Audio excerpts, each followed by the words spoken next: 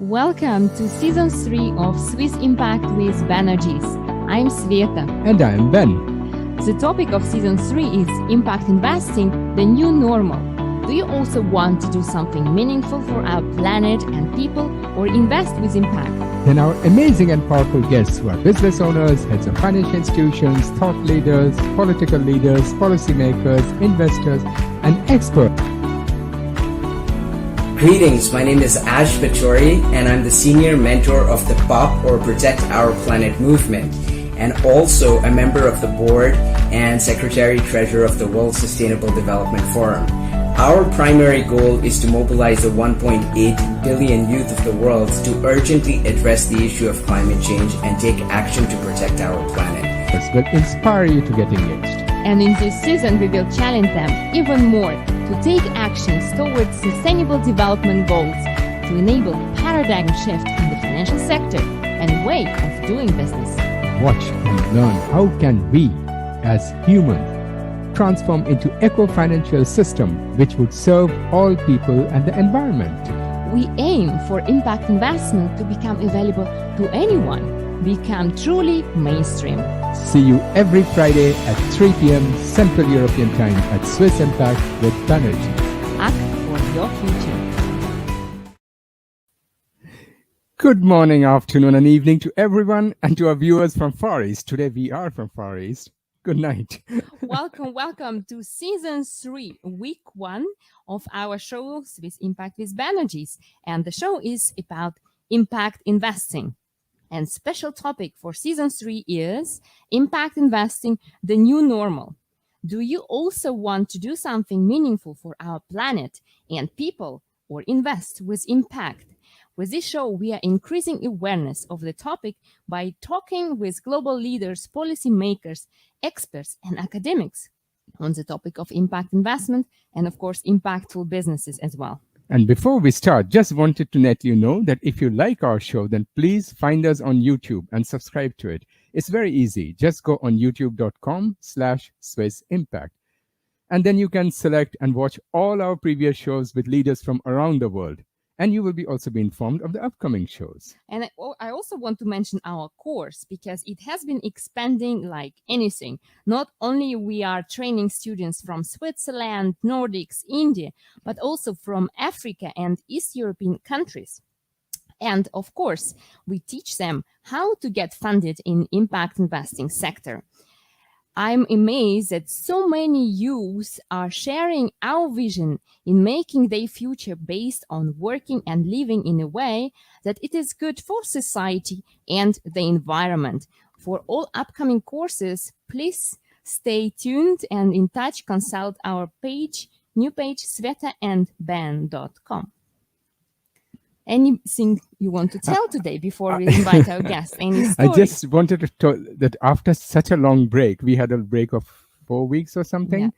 Too much has happened around the world. There's forest fires in Europe, floods in Asia, earthquake in Americas. So I'll just keep it short. I'll summarize a short discussion I had with a friend of mine who comes from the fossil fuel industry. He said that despite whatever our political and financial leaders are telling us, the deadline of global temperature rise of 1.5 centigrade has passed. The European Green Deal or any such attempts are going to help. At this moment, we need a global problem. And because it's a global problem, we need a global solution. And only way, he said, that we can keep our temperature below 1.5 degrees centigrade is if the whole world immediately stops with investing in further fossil fuel projects. Which, of course, is not going to happen. Exactly. And invest in renewable energy sources. For example, there are many power stations being built around the world, coal power stations.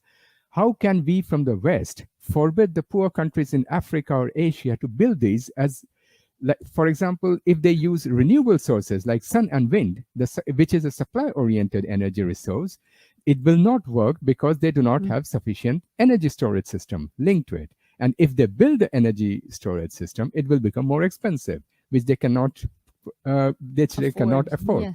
So why would these countries with limited money or limited resources go not for the cheapest available solution unless the richer countries support them? So these so-called hyped up Green Deal are doomed to fail unless we all come together as one humanity and act, which unfortunately at this moment is too much to ask from our politicians.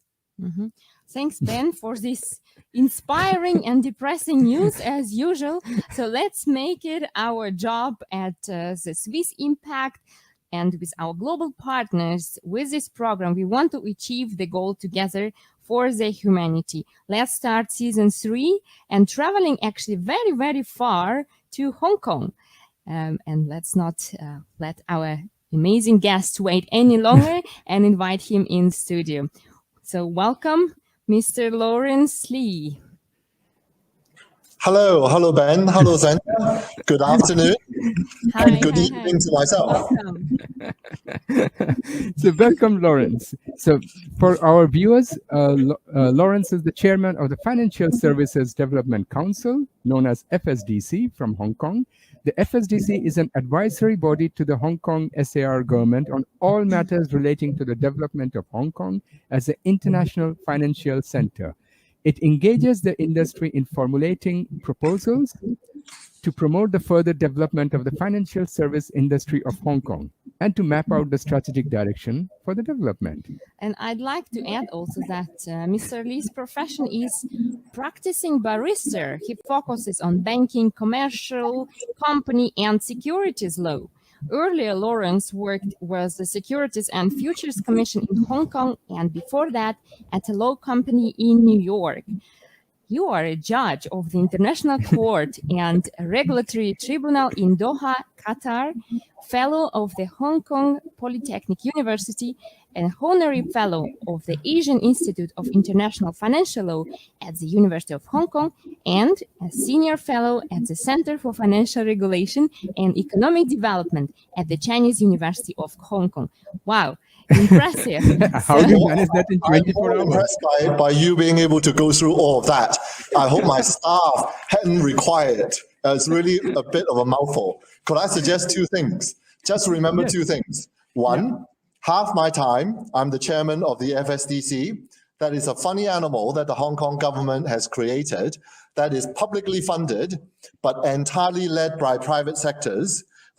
And our job is mostly to criticize the government nicely and politely about how the regulators and the government authorities can do better to make Hong Kong an even better international financial center. And the other half of my time, I'm a litigator. And the only thing you need to remember is I wear a wig. The good old times. Sounds great. Sounds But- great, Laurence. But you're litigating in Hong Kong or in Qatar or in China? Or I all am places? based in Hong Kong. I hear cases from Qatar by over the internet, and I mostly go to court in Hong Kong, where we have the British tradition of common law system, and that's where I wear a wig like most barristers in London. Exactly. So we just wanted to ask if you can introduce yourself shortly with something which we have forgotten, and maybe a little bit about the activities of FSDC for our international viewers. Let me focus on FSDC. As I've said, it's a funny animal, and in many ways it actually reflects exactly how the Hong Kong government is committed to making Hong Kong an even better international financial center. As you know, we are the leading center in Asia. We are easily the most international and the most diverse in all our respects: banking, securities, insurance, provident funds, private equity, so on and so forth. And about 7 years ago, the Hong Kong government had a bright idea that it needs to find something that is cross-sectoral. It needs to find a body that cuts across all these sectors. And on top of that is they need to find a body that is willing to criticize the government. So you basically internalize the ever need to improve. And so what they did was they went to the legislature and they got public funding to fund a privately led platform. The FSDC has a board of 18 directors, only one of which is ex officio, is the Minister for Financial Services and the Treasury. And the chairman, myself, plus 16 other board members are all drawn from the private sector.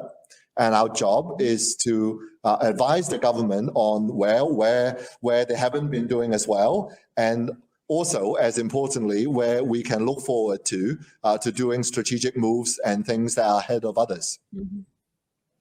That sounds very interesting. Another question to you, Laurence. You know that Hong Kong is one of the world's major financial centers, and in our opinion, it's one of the most important bridges between East and West. And how do you personally see the awareness of sustainable and impact investment in your sector in Hong Kong? I'm really glad for the answer. I actually, when I was thinking about sustainable development, I was trying to reflect on my personal experience.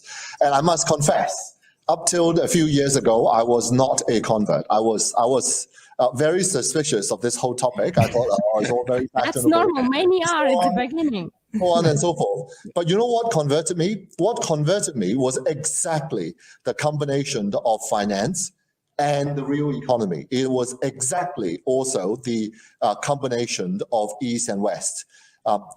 Sitting in Hong Kong, I can actually see all the ESG needs in mainland China. Mm-hmm. I can see all the ESG potential in mainland China. I can see the ESG impact that will make on real people.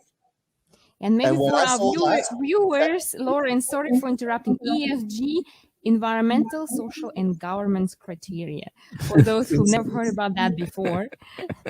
Oh, I suppose by now I'm a bit too much of a convert and use that short form without expanding on it.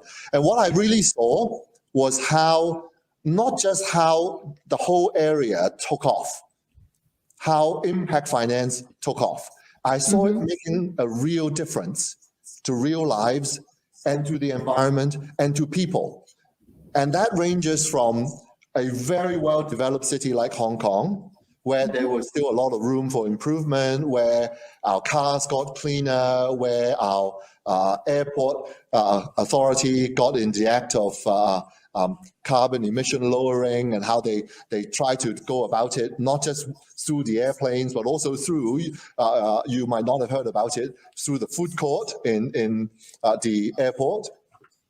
I see that as well as to the cement plants in China. There are several listed companies from mainland China that produce cement in the mainland. And I saw a plant that through smart investing, through gearing their reporting to ESG, they were able to highlight themselves, how they stood above the others by saying, look, yes, I'm in the cement industry, a bit of an old industry, but we do it very smartly and look at all the how we pull ahead of others.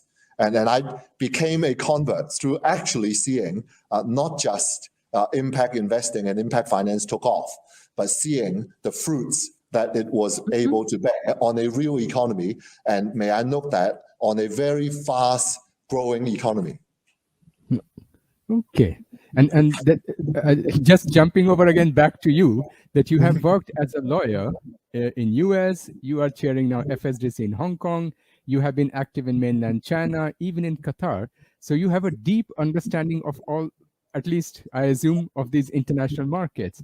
How do you experience the difference and the similarities between the activities of your sector, especially if I compare between New York and Hong Kong, because these are the two places where you have worked? Indeed. Well, first, I must correct yourself. I wouldn't say deep. I've had interesting exposure, and I've actually been really grateful to have worked in many different places. Perhaps my formative years in the New York market, and then for a longer stretch of time in the Hong Kong market. But I also dabble in the Middle East and other places. There are both similarities and differences, and they're fun. The similarities between New York and Hong Kong, the biggest similarity is the buzz. I'm constantly reminded whenever I get to walk down the street in New York. I haven't done so for a couple of years for obvious reasons, but before the pandemic, I like to go back to visit often. I walk down the streets of New York, and I walk around Hong Kong, and I walk around Tokyo, and I walk around other places. You can feel the buzz in New York and Hong Kong and London. It tells you, you walk around, it tells you this is an international place, this is a happening place. Another similarity between New York and Hong Kong is innovation. You see financial innovation in New York and in Hong Kong in slightly different forms. In New York, the financial innovation is probably more law-driven, is probably more splicing and dicing products. So you see a lot more derivatives. You see a lot of deals. You run out of terms calling mezzanine deals because it's more than mezzanine deals now. They're able to put in so many layers in deals in New York. But you see that in Hong Kong too, less so driven by clever structuring and more so driven by needs and driven by how things are cross-border. So those are some of the similarities. There are also the differences. And when I think about the differences between probably a market like New York that has been a leading financial center compared with Hong Kong that is I'll call it a relative newcomer, although frankly we've been there for probably by now 20 odd years. And this reminds me of something which a partner in my New York firm once said when I was still younger. He said, Laurence, one thing to remember is not where you are that makes you interesting. It's the rate of climb that makes you interesting. and that's true for financial centers too. For a very mature market like New York, and I would venture to say London and some other centers, they're more established. There are a lot of buzz, there are a lot of interesting things that are happening. But as a center, it's not so much defined by one story or by growth story. So internationally, it's just as attractive, but it's a bit less interesting. The mystique is not there, the excitement isn't as high. And Hong Kong still has that. Hong Kong is right next to easily the highest growth economy in the world. And not just the highest growth in terms of rates, but also in absolute terms, it is a gigantic economy. It's also a really exciting economy. And that in turn makes us exciting in ways that New York and London, probably they were maybe a century ago, but perhaps I would say in this century, it's our century now. Well, I didn't expect any other answer, you know.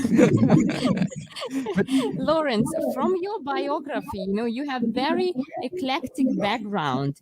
What made you change actually from law to financial services? What is your story? We love stories. How did that happen?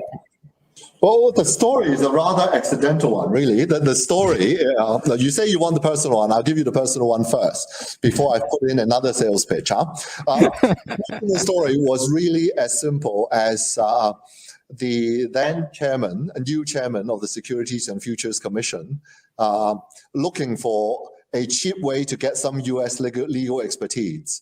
They were redoing the Securities and Futures Ordinance in Hong Kong, our major financial law, and they were budgeting, and they needed US legal advice. Now, if you are doing financial law anywhere in the world, you would be silly not to get some US law advice and some UK law advice as to how they do it, right? So they were budgeting for doing some US law advice, and they thought, oh my God, US law firms are so expensive. And had the right idea to say, you know what, instead of paying US law firms, how about we reach out and find some young US law associates in a US law firm who is from Hong Kong and ask him if he's willing to work in-house at a fraction of the price. And so he asked around and he found me, and I was silly enough to think, oh, I'm missing all the action in Hong Kong. So yes, I'm willing to come back to Hong Kong and charge a fraction of the price. That is how I got into finance and got into Hong Kong finance in particular. But I have not regretted ever since. The mix of law and finance and seeing how law really matters, both in a a structuring deal way, in a regulatory way, and now in a litigious way. I am a litigator by profession, but putting all that in a fast-growing and fast-changing market has been very, very exciting. Thanks for sharing this story. Let's go deeper into FSDC. So can you tell us more about its background and history? What are the sector it fulfills and how does it functions? Because here in Europe, many people have no idea how does it happen. Oh, well, we really function in the typical way that successful organizations in this part of the world has found ourselves, which is one, never forget the private sector leads. But at the same time, never forget the government authority is often the single largest, not the largest, but the single largest player, and therefore can be a very important catalyst for change. So then the trick is, how do you marry the two? How do you marry the overall size and bigger influence of the private sector with a single player that is often the government authority that can provide a catalyst for change? We do that by, as I said, having a board, or the government putting the money where the mouth is, so the funding comes from the government, but the leadership comes from the private sector. On top of that is we leverage in-house research with our private sector partners. So we have an in-house research team, but the research agenda is set by our private sector private sector partners. And whenever I have to talk a private sector friend or partner into helping, I tell him, come on board. You are, however, only half the reason why I want you. So let's say I'm going after this guy called, let's say, David. The conversation will be, David, we really want you to come. You are an industry captain, but incidentally, I want more than you. I want your research people. I want your industry insights, and I want your private sector network. And so whenever we bring someone on board, we are open about wanting to leverage. We are open about wanting to take the opportunity to provide a government catalyst with the need for the private sector to come in with their expertise, their insights. And oftentimes, whenever we are ready to do promotion, such as impact finance, I'll come back to that as an example. Whenever we do that, we also tell our private sector friends and partners that we care about their network and their influence and their leadership. I'll give you an example, impact finance. It's easy to say the government will fund the study, the government will fund the industry, the standard setting, the government will fund, in fact, we also fund some certification. So there's subsidy for example, green financing certification. But more importantly, we have come to realize is we actually want the private sector network. So when we approach, for example, a leading private bank from your part of the world, you can guess which one. That one or that one there from Banerjee.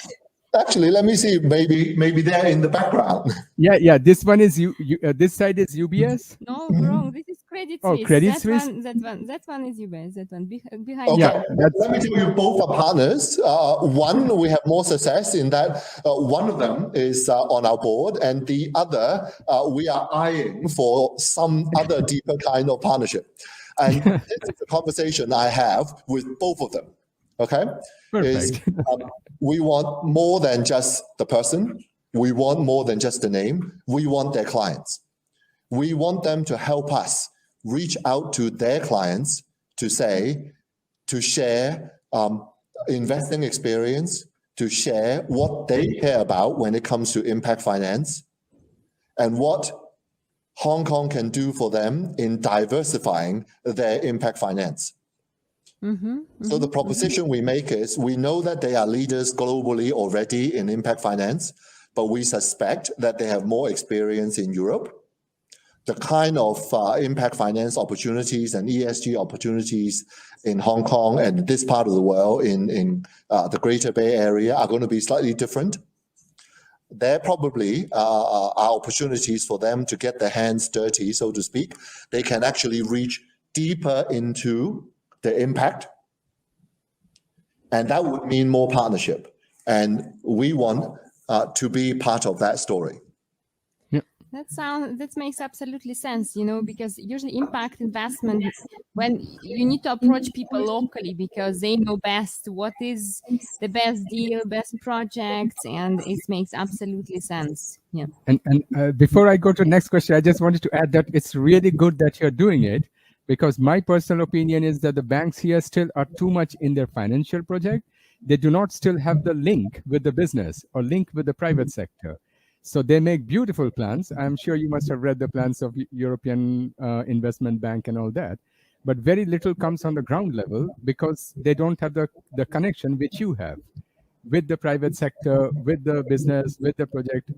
It's really good. I think Europe can learn a lot from you. Well, in many ways, Hong Kong was forced into that position historically, is that we have always been a city that serves a much larger economy. So we are acutely aware that our government initiatives can only go so far. Yeah, that's really good. And I just wanted, because I was, before we were planning this program, I was watching one of your earlier interview, where you said you compared the financial services on macro level as a blood circulation of the body, that it circulates and it brings all the stakeholders and all the organs and everything working together. And I completely agree with it, because that's also one of the topics we teach. But if I proceed forward with using your analogy, as you can see from the recent Intergovernmental Panel on Climate Change, the IPCC report, the body is sick, our economy is sick, the environment, the earth. So financial center, at least we believe that the financial center has the power and the resources to help cure the body. So my first question would be, do you agree to that? And second question will be that, our show is about sustainability and impact investment in finance and businesses. What are the activities of FSDC on this topic? Okay, let me first say, sick is one way to put it. I slightly prefer to say that we have beaten up this body a bit too much. Yeah. And so it's time to find ways to let it rest. But then again, one must go on. So the body can't completely rest. The question is then how to rejuvenate it. Yeah. And finance can do a lot. It really can. I still remember when I was studying in the US, a certain vice president has just come off his term and has made the environment his big topic post vice presidency. He was very, very successful at raising awareness. He mobilized half of Hollywood. Yeah. And he's an old friend of mine, by the way. I'm sure you're not commenting on his age. No. Unfortunately, most of his friends are of that age. In many ways, the leader in this whole area. And he was able to lead a massive publicity campaign. Yeah. But perhaps because it was early stages, one actually see a lot of talk, but not necessarily a lot of resources being put into it yet. Yeah. And then I remember a Nobel Prize was put behind this whole topic, again, rejuvenating the whole talk. But again, we don't really see necessarily a lot of resources into it. Yeah, that's the problem. One would say the psyche, the global psyche, people's minds were prepared for action. Yeah. And then perhaps, as is always, the financiers come in at the last minute and scoop up the credit. But one nice thing about it is the financiers were able to mobilize resources behind it. And that I often think is how impact finance has, and it's going to make a difference. It's really, in the grand scheme of things, in the history of curing this body, a bit late. But oftentimes it's the last guy, or the last push That's going to hopefully push us over the inertia. And in many ways, I think impact finance is exactly that. So you're optimist. Well, I have to. I have kids. Same with us. Exactly. Yes, we need to be optimistic, even though sometimes the movement or the actions are really missing here as well. We know there's so much capital available, so many amazing projects, but still the match is not happening in the best way, But we are still working on that with our activities, also helping this to happen. Okay, I have another question for you, Laurence. So about Hong Kong, which is a unique place, being the only international financial center in China in par with New York and London. So your influence in the whole region is enormous. So are you using this unique position of yours to promote impact and sustainable policies in your financial sector, that more people, more institutions get engaged? Certainly, it is one of FSDC's 4 priority topics. And let me tell you how we got into it. I earlier said I'm myself a bit of a late convert, but FSDC is not. FSDC, under the previous chairmanship of Mrs. Laura Cha, got into it. Back in 2016, we first studied the topic of green and published a paper. And one of our main recommendations back in 2016 was certification. And then the Hong Kong government and the other authorities took our recommendation, and Hong Kong became a leader in the certification of green finance. So bonds and other securities since then have enjoyed official recognition. That also put Hong Kong at the forefront of impact finance in this part of the world, so in Hong Kong and in China. FSDC came back to the topic in 2018, and we took the topic one step further. We took it from green to ESG and from certification to strategy. And we make a number of recommendations, this time more multi-pronged, and we recommended, for example, that the Monetary Authority, which is the central bank in Hong Kong, incorporate ESG in their own portfolio management. They manage the exchange fund for Hong Kong government and the Hong Kong people. So they are a very large investor. And when did they do that? By now, one of the leaders in Asia, both in the public and the private sector, in ESG investing. Okay. We recommended back in 2018 that the securities regulator, the SFC, pursue 2 things. That as regulator of asset managers, that they reconsider and update their principles of responsible stewardship. So they as regulator then talked to and led and guided the regulatory asset managers in updating their views on how to be responsible stewards. They also, as regulators of listed companies, has a role to play in encouraging listed companies to publish their compliance on ESG. And that took us to another recommendation we made to the stock exchange, where they are the frontline regulator of listed companies, to work with listed companies, particularly in Hong Kong. We get a lot of listed companies from mainland China.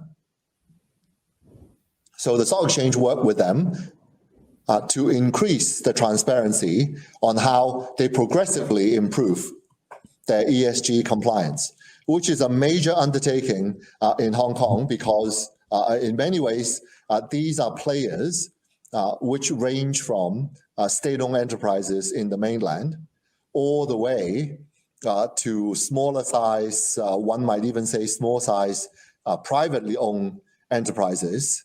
So you basically have, to use my cement example earlier, probably one of the largest cement supplier in the world, all the way down to a company probably that just owns 1 factory. Yep. So the stock exchange work with that whole range of industries to increase their industry compliance. So that was 2018. And then 2 years again, in 2020, we again look at this topic, and this time the emphasis became on people. And we are in the middle of a massive push on ESG talent. Basically, if you have people who are ESG capable and ESG sensitive, you stand a better chance at implementing all your recommendations on the ground. Laurence, are you also investing in private equity, so non-listed companies? Like, do you engage with this asset class as well? Because here in Europe, usually impact investing is more private equity. Of course, it can be done through various asset classes, but it was originally from private equity. It's emerged from there. So it's still, the impact is higher in private equity than in listed companies. Do you also engage in those? Indeed, indeed. Thanks for bringing that up. I earlier mentioned the FSDC had 4 priority areas. ESG is one of the 4.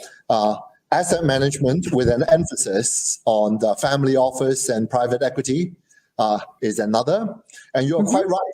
It's actually in those 2 priority areas we see an intersect. And private equity, actually in Hong Kong, particularly family office, we see that they often lead and are quite visionary in using impact investing, using ESG and caring about those topics in their family office investing. And they do it for 2 reasons. One is actually smart money.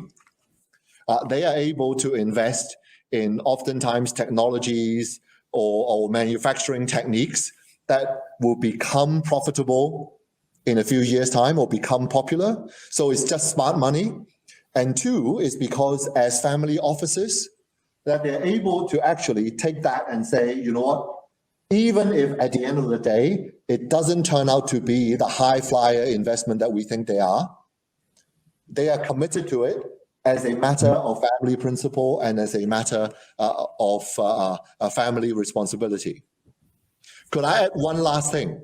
Yeah. Of course, yes. Is that oftentimes we have experienced when we work with family offices, the families would often have a couple of people within the family who care about a particular theme in ESG. Yeah. And they then become the champion within the whole family office. Yeah. And in many ways, you can think of it as another Gates Foundation. Yeah. That they actually go through the process of thinking about what theme they want to make it into their family theme. And if you are able to then tap into that theme, not only do you have more investment opportunities, you have ready dollars, you actually have champions who are willing to talk to the others to share their deep understanding of this theme. And it's actually one of the best way to popularize or to expand the particular theme that this particular family might have adopted, is to let, if I can actually put it in colloquial terms, let the rich investors talk to the other investors. Yeah, exactly. That's perfect, because aligning your values with your money investment is the best way you can do, to also for all financial institutions, what we are teaching, that you need to know what your clients are interested in the heart, right? Then they're much more ready to even invest more or bring more money to the bank if they find this alignment with the clients. And of course, it's even helping to develop your client base as well. Exactly. Let me say, I learned this from one of the 2 institutions behind you. Exactly. So we educate financial institutions like family offices, asset managers on creating the portfolio, learning more about impact investment. So coming to that, we saw also on your website of FSDC, one of the mission statement that you educate the financial sector. And is sustainable and impact investment part of the curriculum you offer to your members? Yes, it is. We don't directly run courses, but we hope to do even better. We have struck up partnerships with universities, and we have certainly experienced that universities are reaching out to us saying that their finance students are hearing a lot about impact finance, are hearing a lot about ESG, but the universities, credit to them, they're sensitive to this, but they also feel a bit disadvantaged that they themselves don't really have the people to share, and so they reach out to us and we help them. We also work with people who are already in the industry, but with them, we tend to do more of the on-the-job training. It's not even training. Busy finance professionals, the best way to train them is to offer them opportunities. Yeah. So if you offer them opportunities to meet impact investors, they will themselves study and come out and make themselves look good. Yeah. Exactly. Absolutely. You know, I have one concern here in the West, because you were yourself talking about many products, financial products, which are also now are created. So also here, there are a lot of very... But in many cases, to be honest, it is just greenwashing, or it's called also impact washing, right?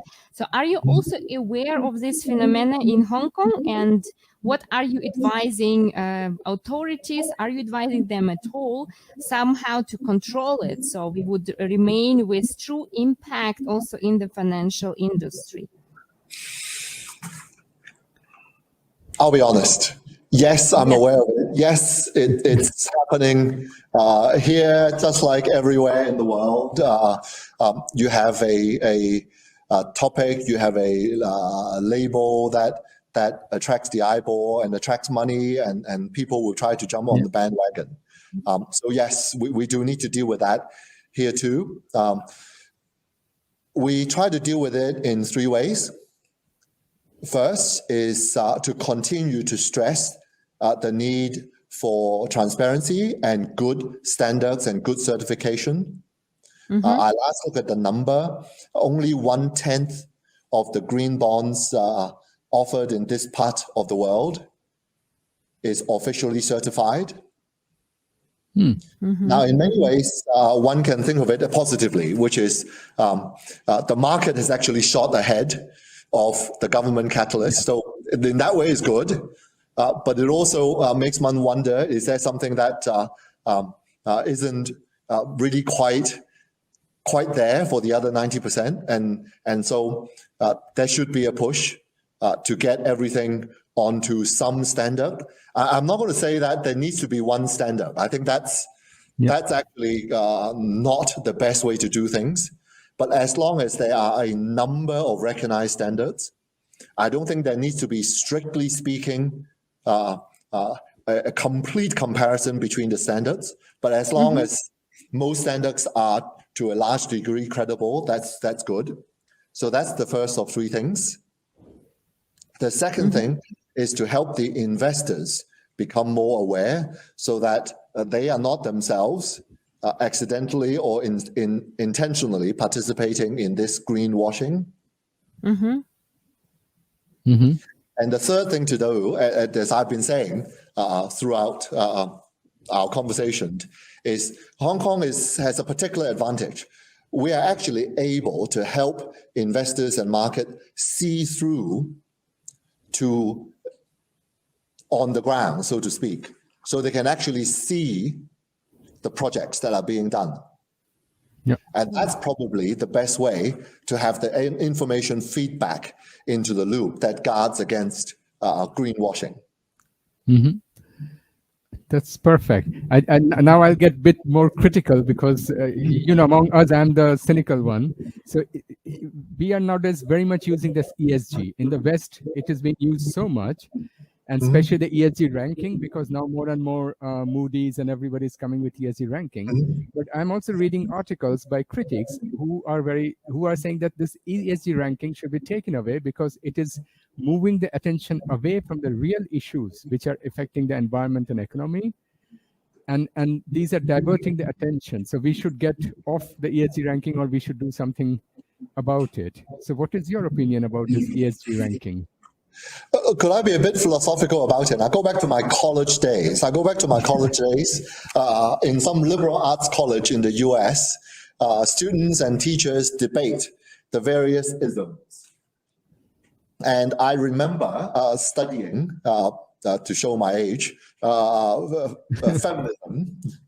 And there were critics that says, oh, you shouldn't do it this way because it takes away from the real issue, and you should actually just tackle the real issues and not give an ism to it. Yeah. You know what? They are probably right, but without the ism, the topic would never have gathered as much force, would never have gathered as much momentum. It's just a reality of life that you need a former vice president, you need half of Hollywood, you need a Nobel Prize, you need impact finance, and you need rankings, you need ESG, you need all these things to get enough people behind the topic. In fact, if I said I would be philosophical about it, you need the critics too. Yeah. The critics actually also keep the debate alive. Without the critics, we'll probably forget the real issues. Yeah. But if you actually just follow the critics and forget half of Hollywood, you never popularize the issue. Yeah, that's very, very true. That's very important. And you know, at this moment, what we see that there is a race actually going on between ESG, right? And even the Wall Street transformed the law from greed is good to green is good, right? So the financial centers like London, Zurich, Frankfurt, they're all participating in this race to be leader for sustainable and impact investment. Looking at your unique position, as we said before, so are you also kind of participating in that? And if yes, what are the strengths and weaknesses compared to other financial centers that I mentioned? Well, you can look at it as participating in the race. Some people say it's jumping on the bandwagon, and some people say it's a race. But I like what Ben said earlier. It's a global problem, and we need global solution. If I could only add just one S to what Ben said, we need more than one solution. We need global solutions. And it's finance is doing its bit, Asia is doing its bit, China is doing its bit, and Hong Kong is doing its bit. And within Hong Kong, the financiers are doing its bit, and the investors are doing their bit. And I venture to say, I as a lawyer, I try to do my bit too. Now, with everyone doing their bit, race is probably a good way to get everyone galvanized. This is nothing like a race that makes people work hard. Yes, and I like the comparisons. I look at the numbers. Globally, Asia is a bit behind in ESG and impact finance. Within that, Hong Kong it's doing quite well, but compared with London and compared with New York, we are still small by a number of measures. But again, I go back to what the partner said to me when I was in a law firm in New York. It's not where you are that makes you interesting. It's the rate of climb. Yeah. And we have a lot to climb and we're doing it really fast. Mm-hmm. Exactly. And I mean, you are definitely much more optimist than I am, I think. I'm always the gloomy one. And we have a common friend, Bernard Chan, who is from the Executive Council of the Hong Kong Special Administrative Region. And he mentioned to me last time we spoke that because we speak quite often, and he said that due to the quick actions and intelligent policies, Hong Kong was relatively less hit by COVID-19 than the Western world. How badly has the financial sector been hit by the COVID-19? The financial sector has fared remarkably well, both by comparison to financial industries in other financial centers, as well as to the overall economy. You can imagine retail is going to be hit a bit harder. Our financial markets and financial industry has, in many ways, gone about the last couple of years almost business as usual. They have replaced traveling with a lot more Zooms. And the bankers tell me that at the end of the year, They're actually happy with it because one, they have more time for family, and two, they're actually a lot more profitable because there are just as many deals and just as much trading and far less travel expenses and entertainment expenses. I see that the numbers, Hong Kong went from the 5th largest stock market in the world to the 4th this year in terms of market capitalization. Whom did you displace? When I first came back to Hong Kong, we were the 9th. So we have had a steady climb from the 9th all the way to the 5th last year and to the 4th this year. Whom did you displace? Sorry? Whom did you displace this year? I will leave that to your research. I'm told that it's never good to say bad things about others.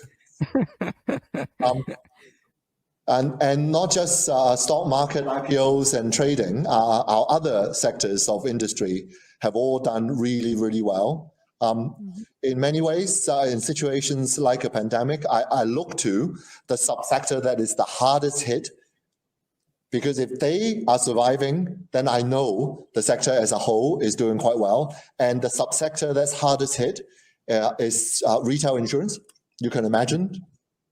And even they are doing okay. There's a dip, but they are finding ways to conduct insurance business without physical contact and make up for that trust gap in other ways. So I'm happy to say that we have fared really, really well. But I would be remiss not to also say, Ben, if you speak to Bernie often, can I put in a pitch that we should also speak often? Yeah, exactly. He has been inviting me, but thanks to COVID, it has been such a long time I haven't been able to go there.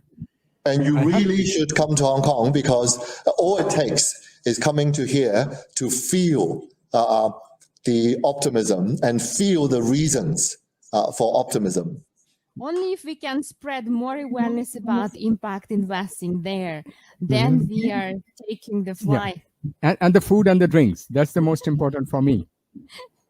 Well, okay, we will leave that unsaid. I don't know whether we want to say that in front of all your audience, but let me stress, impact investing not only has taken off in Hong Kong and in this region, but one must remember it's also in the context of the fastest growing economy that it is taking off. And that affords a host of opportunities that I dare say would very much complement the experience and insights that a more mature ESG environment like yours. Yeah. But then let me ask you this question about the future. What do you hope for the future of impact investing? Do you see it becoming the new normal? And if so, by when? Oh, the first question is easy. The new normal. Yes, it will. It will, because you know what? It's not even optimism or pessimism. If one is optimistic, it will continue on this trend. If one is pessimistic, or one has to moderate one's optimism over time, the environment needs and human needs, we stay here for the new normal. the human needs will kick in and galvanize impact finance again. So you know what? If we don't get our act together quickly enough, what we'll have is more than one vice president and more than one Nobel Prize. And that will galvanize the whole debate again. So I am certain that this topic will be here to stay. It will, in shorter time or in longer time, become the new normal. The question is really your last one. How quickly? Yeah. And again, sitting, I can't look out to the whole world. My perspective is really just the neighborhood around me. Here, the biggest push is going to be China's push to be carbon neutral. And just that push alone, just that commitment to the world is going to make impact finance. I know carbon neutrality is just one of the topics in ESG and impact, but it's a big one. Yeah. And this is going to provide a lot of impetus. It's going to suck up so much of our attention and so much of our financial energy and financial opportunities that it's going to end up driving the whole talk, the whole push for impact finance. So, sorry, we are now completely running out of time. I just wanted to ask you one last question, and I think you will have to come back because the topic you speak are so interesting. So my last question to you will be, what would be, how would you share any call to action for the global audience? The thing I tell my family about, and none of my family members are in finance, the thing I tell them is, you need to care about not just your action, but the action of your money. Yeah.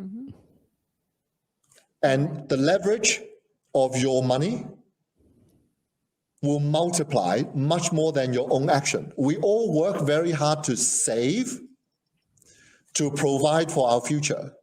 And so if we care about what we do, we should care more about what our money does. Wow. Absolutely, yes. I agree with you're amazing.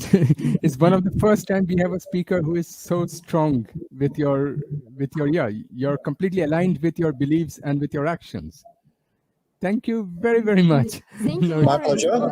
It was amazing. And by the way, to remind you, you have the right to become a honorary member of our impact community platform Chamomile. Just register, inform us, and we will upgrade you to the other level so you can We will do that right impact. away. Thank you. Perfect. Thanks for joining us today. Thanks for Thank you very sharing. much. Thank you. And hope to see you in Hong Kong live one day. No, and maybe we should once in a while also talk. And give my regards to Bernard then. I look forward to that. Yeah, thank you. Bye-bye. Bye. Bye-bye. Bye. Okay, with this, we end up the first show of season 3. And for those who haven't done that yet, subscribe below and keep updated of new shows. Anything And new? for all those SMEs, the small and medium enterprise entrepreneurs who are interested in following the course on ESG or impact investment, please keep an eye on chamomile.ch. Thanks for watching us. The next week is very inspiring, so don't miss that and act for your future. See you next Bye Friday. for now. Bye for now. Welcome to season 3 of Swiss Impact with Banerjis. I'm Sveta. And I'm Ben. The topic of season 3 is impact investing, the new normal. Do you also want to do something meaningful for our planet and people, or invest with impact? Then our amazing and powerful guests who are business owners, heads of financial institutions, thought leaders, political leaders, policymakers, investors, and experts. Greetings, my name is Ash Bachori, and I'm the senior mentor of the POP or Protect Our Planet movement, and also a member of the board and secretary-treasurer of the World Sustainable Development Forum. Our primary goal is to mobilize the 1.8 billion youth of the world to urgently address the issue of climate change and take action to protect our planet. This will inspire you to get engaged. And in this season, we will challenge them even more to take actions towards sustainable development goals to enable paradigm shift in the financial sector and way of doing business. Watch and learn how can we, as humans, transform into eco-financial system which would serve all people and the environment. We aim for impact investment to become available to anyone, become truly mainstream. See you every Friday at 3 p.m. Central European Time at Swiss Impact with Banerjee. Act for your future.